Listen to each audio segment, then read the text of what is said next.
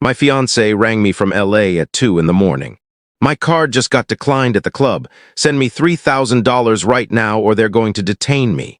I answered, ask your daddy for that, turned off my phone and went to sleep. The next morning, I got a call from the police station. What's up, Reddit?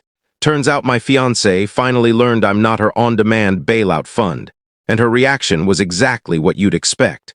Grab some snacks because this one gets wild. Her message came in at exactly 2 o'clock. A.M. card declined. Security won't let us leave. Send $3,000 right now. I replied with a shrug gif and put my phone on airplane mode. Woke up to a voicemail from the LA County Sheriff. Honestly, the most satisfying alarm clock of my life. Anyway, here's the rundown. My name's Isaac, 32M. I'm in industrial equipment sales, bringing in around $95K a year. I've been with my fiancée, Vicky, for about 2 years, engaged for 7 months. She's 29, works at some boutique PR place making maybe $45K, but spends like she's got a trust fund that regenerates overnight. We never moved in together. I wanted to make sure we were truly compatible before combining finances. Best decision I've ever made because it saved me from a financial implosion. Vicky comes from old money.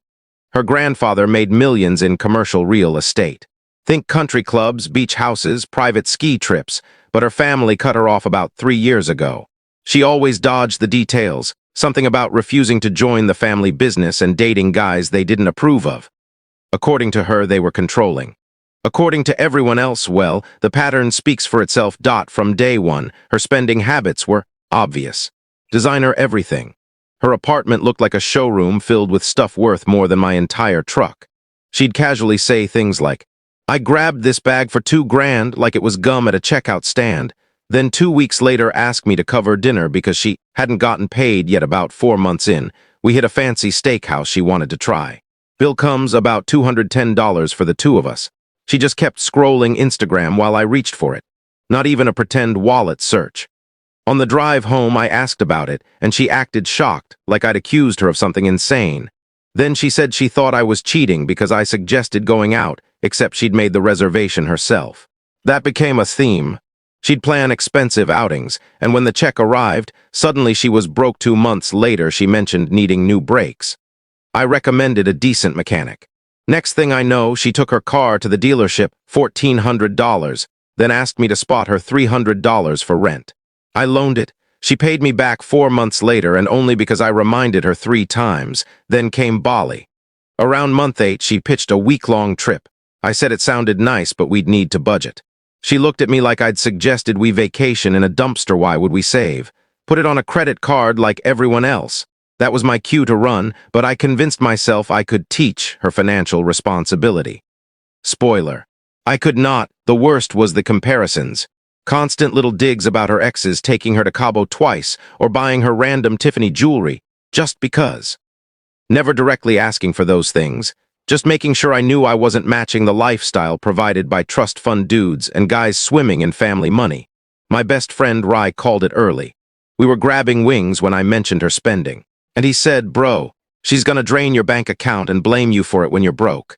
Leave now. Raven, my sister and a corporate lawyer who can read people in seconds, met Vicky twice. After the second time, she told me, she's treating you like a replacement trust fund. I should have listened. But I was in the love conquers red flags era of my stupidity. I proposed last fall during a Colorado trip. She said yes, posted 500,000 Insta stories showing off the ring, and immediately began planning a wedding big enough to require corporate sponsorship.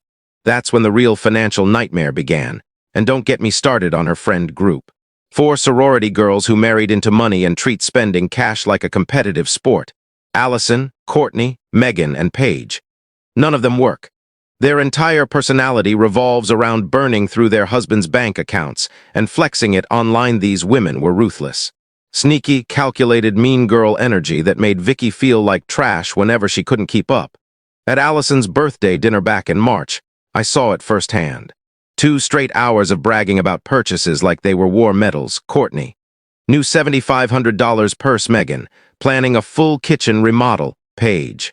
Casually mentioned her husband got her a new Range Rover because her old one was too boring. And Vicky desperately wanted to keep up with them. Using my wallet, Vicky barely said a word that entire dinner. She just pushed her $60 plate around while her friends bragged about money that didn't come from their own paychecks. They'd plan ridiculously pricey outings, tag Vicky in the plans, then act surprised when she couldn't afford to join. Full-grown adults behaving like teenage mean girls with unlimited credit lines. I saw the psychological warfare up close during a brunch she insisted I come to. The whole table spent the meal arranging a ski trip to Aspen, $4,000 per person for a weekend. They went around the table saying who was in, deliberately leaving Vicky for last. When they finally asked her, the entire table got quiet, waiting for her to choke on the fact she couldn't afford it. She mumbled something about checking her work schedule. Courtney leaned back and said, "Oh, right, you actually have to work." Totally forgot. Everyone laughed. Vicky pretended to laugh too, but I could see how deep it cut. I almost stepped in, but she squeezed my hand under the table, her silent plea not to make a scene. The worst part. They'd already booked the trip. She was never meant to go. They just wanted to put her on display later. My sister Raven called me and said, "I saw what those girls posted. She needs to drop them before they shatter whatever's left of her confidence." Actually, scratch that, they already have. Raven doesn't mince words, but she was right. I told Vicky repeatedly that real friends don't do that. Real friends don't weaponize money to humiliate someone. But Vicky refused to distance herself. She wanted so badly to stay part of their world, even if it meant digging herself into debt. Rye met them once at a party and told me straight, "Those women are going to break your girl and laugh doing it. She needs out." But Vicky clung to them. Her identity was tied to belonging to that group, even though they treated her like she was beneath them. The breaking point came at Allison's engagement party, about 3 weeks before the LA mess. Some hedge fund guy proposed with a ring that probably cost as much as a house. They rented out a rooftop venue downtown. I knew I'd made a mistake attending within 5 minutes. The whole thing was a spectacle of wealth, about 50 guests. Top-shelf everything, catered food that probably cost more than my monthly rent. The women showed up wearing outfits worth more than my savings. Vicky had to borrow a dress because she didn't own anything fancy enough. Then spent $250 on hair and makeup just to try to keep up. The entire night was a competition. Biggest diamond, most expensive trips, most absurd purchases. At one point, Paige said something like, "It's cute that Vicky's marrying for love instead of money." The sugar-coated venom in her voice made me want to walk out, but Vicky just laughed it off and kept smiling. On the drive home, she was silent for a long time. Then she started rambling about Allison's ring, about how lucky she was to have someone who could give her a life like that, about how nice it must be to never think about bills. That's when it hit me. She wasn't looking at me as a partner anymore. She was calculating my earning potential against her friends' husbands. A week after that party, she suddenly started hinting about wanting a bigger engagement ring. Mine was a clean 1 carat from a normal jewelry store. Nothing flashy, just classic and nice. But apparently it wasn't competitive enough for her group chat. She'd send me pictures of rings the other girls were flaunting. I shut it down immediately, reminded her we agreed on a budget before I proposed.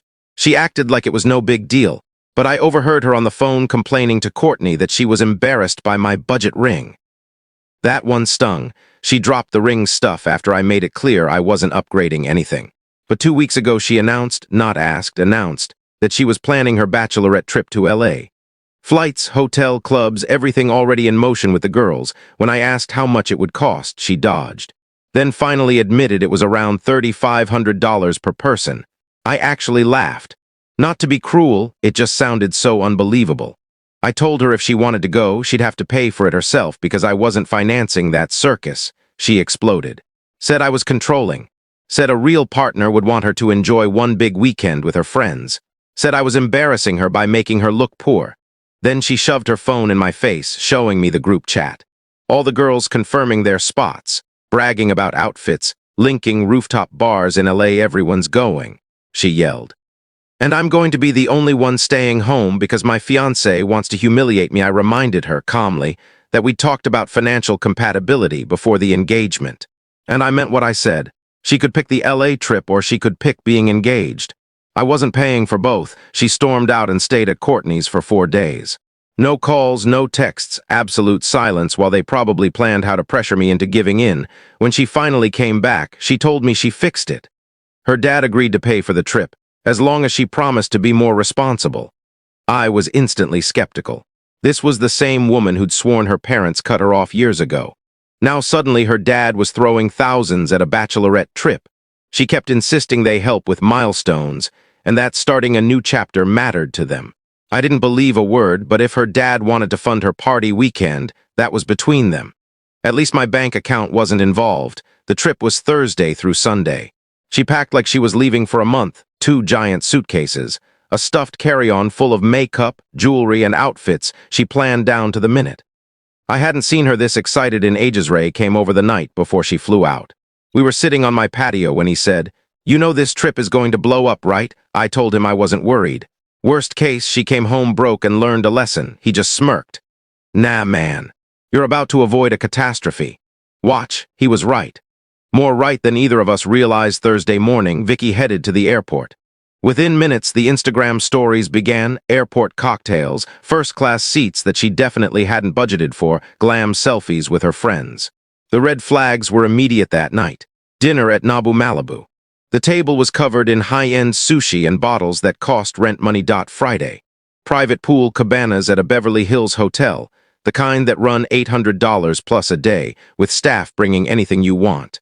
Saturday morning. Shopping on Rodeo Drive, arms full of designer bags. Nothing about this lined up with my dad is covering it. This was full-throttle luxury. I sent Ray a screenshot of her VIP rooftop lounge post. He texted back instantly. "Start preparing your exit plan. It's about to get worse." Raven called me Saturday afternoon. She'd been watching the same stories. "Please tell me you're not paying for any of this." I said Vicky told me her dad was covering the trip. Raven snorted. "Her dad didn't give her a cent. She's burning through credit cards." Brace yourself. Saturday night, I went to bed around midnight with my phone on silent. I didn't see any of it happening in real time. When I woke up at 9 a.m. Sunday, my phone looked like it had exploded. Missed calls from Vicky, unknown numbers, dozens of texts, voicemails stacking up. Total chaos. I pieced the timeline together later. Saturday night around midnight, Vicky and her crew hit some exclusive West Hollywood club. VIP table, premium bottles, endless service. Around 2:30 a.m. the bill arrived, just over $11,000 for one table. Vicky tried a card. Declined, tried another. Declined a third. Declined again. The other girls tried theirs. Between all of them, they could scrape maybe $4,000 in credit. The club wasn't having it. Security stepped in, took their IDs, told them nobody was leaving until the full tab was covered. They spent over an hour panicking. Courtney called her husband. He told her to deal with her own mess. Megan tried bargaining with management. They laughed her off. Allison was sobbing in the bathroom. That's when Vicky started blowing up my phone. I missed everything at first because I was asleep. Then at 2:47 a.m., one call got through because of some emergency contact setting I forgot I'd enabled. I answered groggy.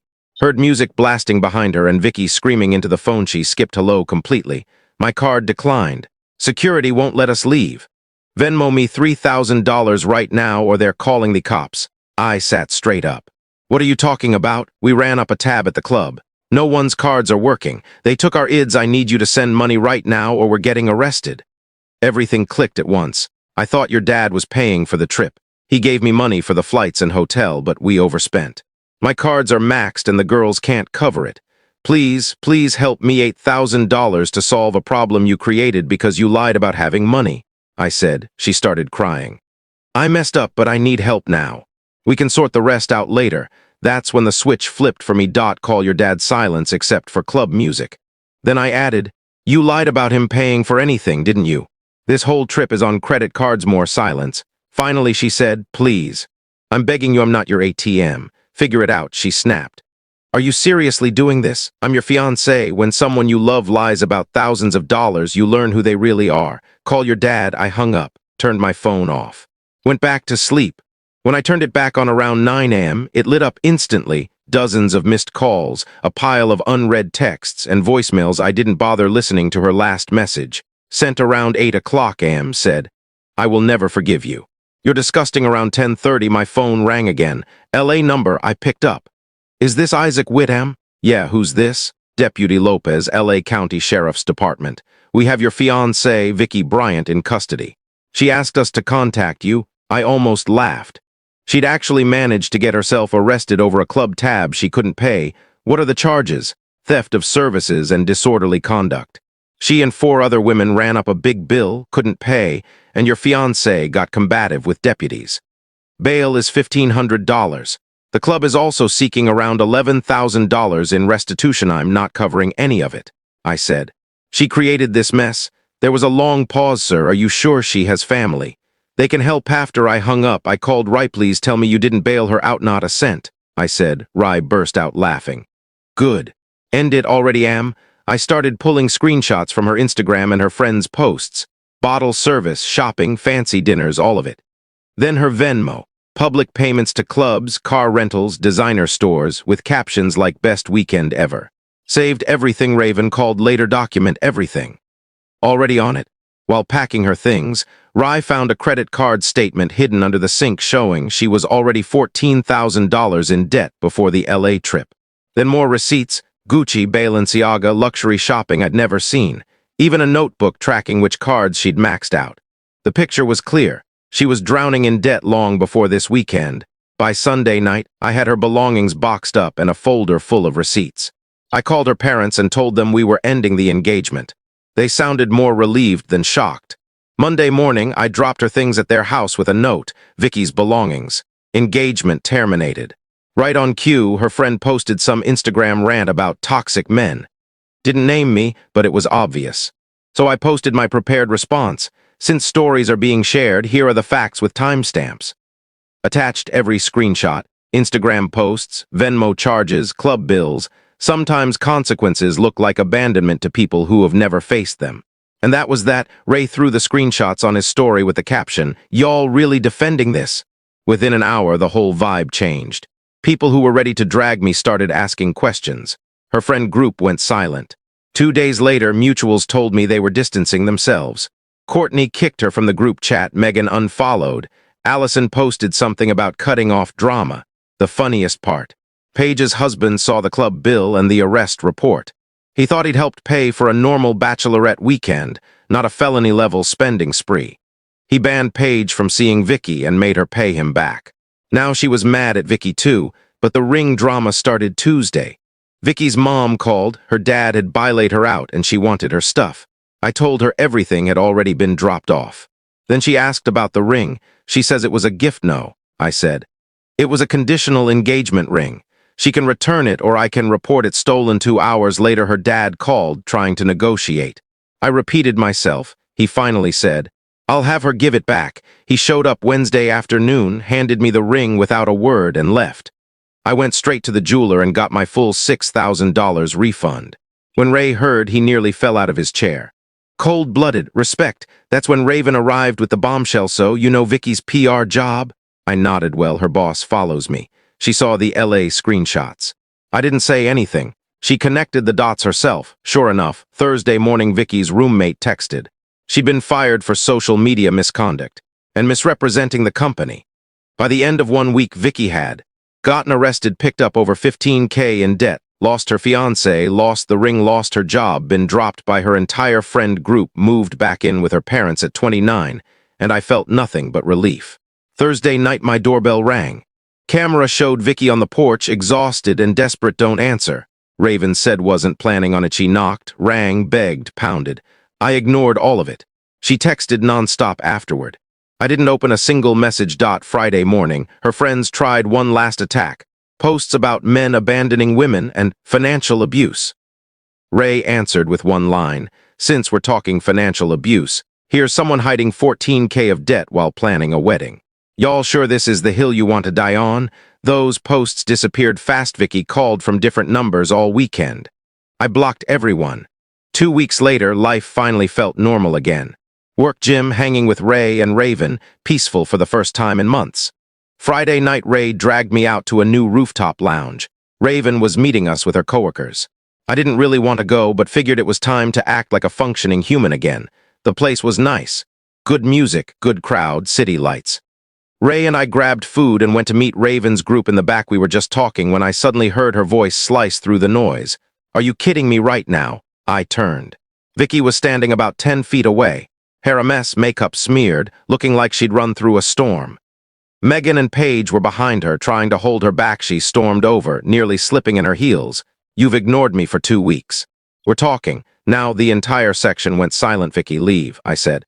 We're busy, you ruined my life, and you think you can tell me to leave? You ruined your own life. I just stopped paying for it. Someone nearby whispered, she got arrested. His friend replied, this is better than reality TV. Vicky heard them and snapped, mind your business. They shrugged. You're yelling in public. It kinda is our business. She turned back to me, mascara running. You left me in jail. What kind of man does that? One who isn't responsible for his ex-fiancé's felony charges. A few people laughed. Raven stepped beside me. Vicky, walk away before this gets worse. Stay out of it. Vicky snapped. There is no me and Isaac. It's over, Raven said. Vicky kept spiraling, blaming me for losing her job, friends, money. Rye chimed in. I told him to leave you 6 months ago. She nearly lunged at him. Megan and Paige grabbed her, but she pulled free and got right in my face. I gave you 2 years. You're throwing everything away because I made one mistake. Vicky, this wasn't one mistake. This was a lifestyle. Someone yelled, she's right. A few clapped. Phones were out everywhere now. Vicky looked around and finally seemed to realize the entire lounge was watching and recording. She turned back, voice cracking. How can you stand there like you don't care? I simply turned back toward the bar. That broke her. She grabbed my shoulder, trying to spin me around, but security stepped in instantly. Ma'am, you need to leave. I'm not leaving. He owes me an explanation. Ma'am, we'll escort you out if necessary. She tried shaking them off. Do you know who I am? The guard said. Someone about to get banned. The crowd loved it. Megan and Paige dragged her toward the exit, but she kept screaming. This isn't over, Isaac. You'll regret this, Rye yelled. I really doubt that. Right before she reached the door, she tripped in her heels and crashed into Paige. The whole place erupted in laughter the moment the door shut. Someone started a slow clap. Half the lounge joined. The manager even sent over free appetizers. Ray was crying from laughing so hard, I felt a tiny bit bad, but only a tiny bit. I hadn't caused any of this. All I'd done was stop enabling it 3 months ago. I thought I was planning a wedding. Now I was planning a life that finally felt like my own. For the first time in 2 years, I felt completely free.